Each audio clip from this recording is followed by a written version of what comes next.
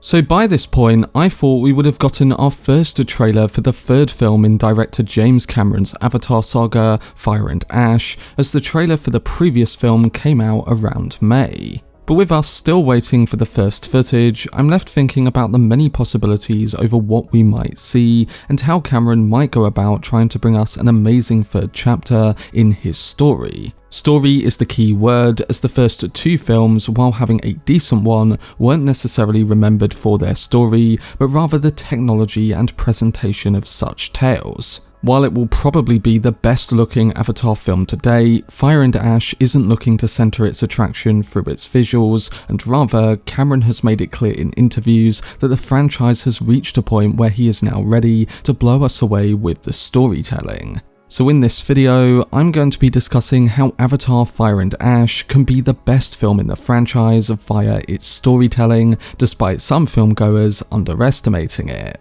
Before I get into it though, if you want to keep up to date on any of my content surrounding the Avatar sequels and other sci-fi series such as Denis Villeneuve's Dune, then don't forget to support this upload by giving it a like rating and subscribing to the channel. But without further ado, let's dive into the reasons why Avatar 3 can be the best Avatar film. As spoken about in my previous video, Avatar 3 already has the potential to be one of, if not the biggest movies of all time at the worldwide box office if it builds off the success of the previous film, The Way of Water. We know that Avatar is a colossal hit, and many people will be making trips to the theatre, curious about how Cameron will aim to push the bar once again. With the first Avatar, it was through 3D technology and mind-blowing visual effects, which to this day still looks better than most movies shot digitally with heavy VFX work. Then with Avatar The Way of Water, he focused on pushing those effects even further and adding high frame rate technology for many of the film's underwater sequences. There's no denying that in a theatre this all looked stunning, and it proved that director James Cameron is the king when it comes to digital technology and visual effects presented on the big screen. But the task that I think he's got going into Avatar Fire and Ash is that now he's going to have to wow the audience in a totally different way. Sure, he's still going to deliver the quality that we know from the Avatar franchise visually, but he's got to do the one thing that critics of Avatar have been using as arguments for why the film isn't anything special to them, and that is through an evolution of the storytelling. Now, just to make it clear, I'm not one of those critics, and I think because of Avatar being one of the biggest films of all time, that it has become a popular target for that criticism. Sure, it isn't the most complex story nor the most unique storyline brought to the big screen, but there was nothing majorly wrong about the story it was presenting, and it was clearly a universal one, hence its long-term success across two films, being 12 years apart. And of course, on a technical level, most people loved what it presented.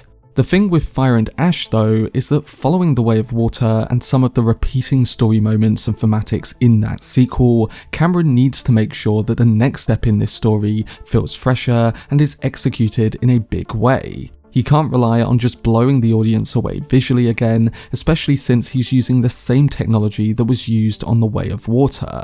The director said a few months ago, "What excites me as an artist who recently turned 70 and has kind of done all that stuff is not only the opportunity to get to do it again, but to get to a level of character and intrigue you haven't seen before in an Avatar film."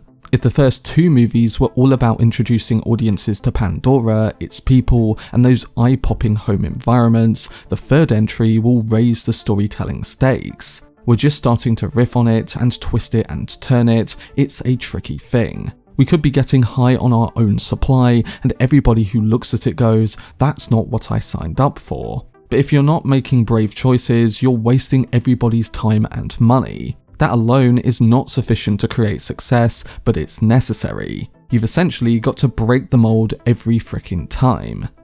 So in thinking about the story and Cameron's comments, how can Avatar Fire and Ash break the mold? Well, going off what we already know, the film is introducing new characters and elements into the story that provide for some of these narrative twists that Cameron was alluding to. For one, the film introduces a new antagonist in the form of the Ash People, a Navi that was devastated by a previous disaster and doesn't align with the Metkayina or the Omaticaya clan.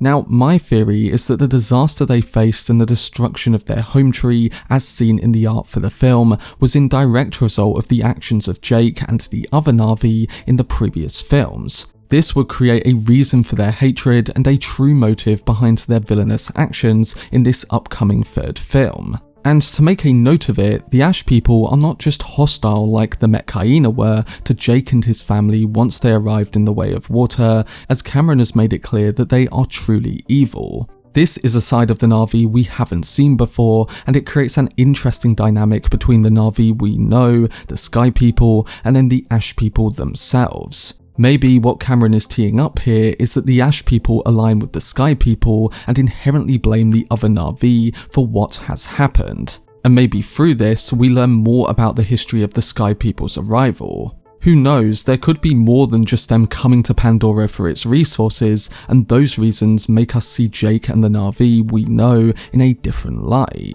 I think that would be really interesting and a somewhat narrative spanner that Cameron could throw at the audience to make them more intrigued by the franchise's storytelling potential long term. And with elements like the Ash People being introduced and then potentially being a complete 180 for the Navi's side of things, this is something that can further change our perspective on some of the main characters we already know in the series. As suggested, maybe we do see Jake Sully and the Omaticaya in a different light once we know more about what has happened to the Ash People. And then a character like Quaritch can play an interesting role in that too. Maybe we see him in more of an unexpected positive light, and Cameron starts to put his character on a path of redemption. Stephen Lang's Quaritch is signed up for all the Avatar movies in production, and to me, it would be incredibly boring to see him play the same role he has had in the first two films right the way through to Avatar 5. My theory is that he will come around and be a protagonist by the time we reach movie 4 and 5, and I think them introducing his so-called son Spider in the last film and his conflicts with him will ultimately turn him and put him on a path of redemption. Stuff like this can really make the long-term Avatar narrative more detailed from a character and story perspective and make the audience more intrigued about the direction it's heading in.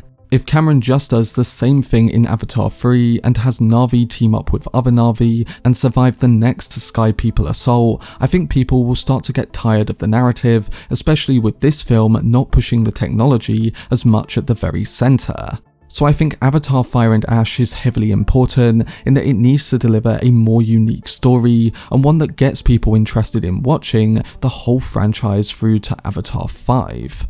Now, something to add on about the long-term storytelling potential is that Cameron has also teased some big things that will happen beyond Avatar 3, like Neytiri potentially going to Earth, her character being enraged by something that happens, and also a shocking loss that made his wife cry when he showed her the film.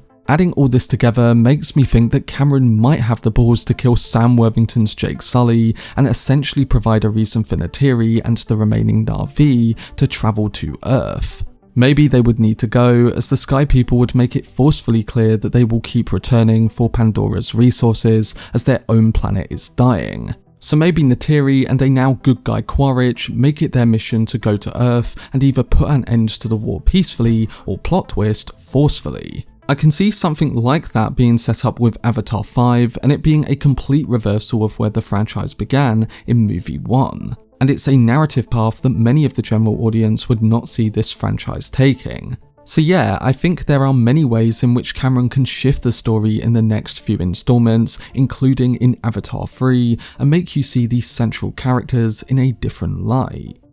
So with some of these surprising turns in the story, I think Cameron can deliver in making Avatar 3 the best in the franchise so far. Unlike the other two installments, he can make the audience appreciate the film on a deeper level and not just be wowed by its technology or visuals as an experience. The experience would be solidifying Avatar's story as a unique one that gets everyone guessing about the direction it's now going in. Now sure, I might be wrong about what the direction entails with some of my predictions, but I think it's clear that it's Cameron's intention to evolve the franchise through his characters and storytelling going forward. I don't see what other way he can do it, and I also think it would be a way to turn people around on the franchise who aren't particularly in love with it. For me personally, James Cameron is the type of filmmaker who has proven he can make huge hits decades apart and really do something groundbreaking with each feature he puts to screen, whether that's with the technology or with the type of story he's telling. And I think Avatar 3 will do so via its storytelling. The trailer for the film is likely to be released soon, and only time will tell if the director has pulled it off yet again. I think he will, and I think many people are underestimating it. But we shall soon see, and I think the response to that first trailer is definitely going to be a big indicator, especially when it comes to Cameron's approach with the story. But that was my video discussing why I think Avatar 3 can be the best film in the franchise. Of course, we need to see some footage before we can really get an idea of what we're going to be getting with Avatar 3, but like I said, with this film focusing more on the evolution of the saga story and some potential big shocks along the way too, I think James Cameron has the potential to deliver. It will need to be a success when it comes to keeping people on board, because there will still be another 2 movies on the way. We'll have to see, and I'm looking forward to getting a better idea of the new film story when that first trailer comes out in a few weeks' time. But let me know down below in the comments section what your predictions are for Avatar 3's story, and whether you're excited for Cameron's highly anticipated sequel. For much more videos and news on James Cameron's Avatar universe, then subscribe to the channel and turn on your notifications. Also, if you enjoyed this video, remember to leave a like rating and follow me on social media via the links in the description. But anyway, I hope you guys enjoyed it. I've been Cortex, and as always, make some noise.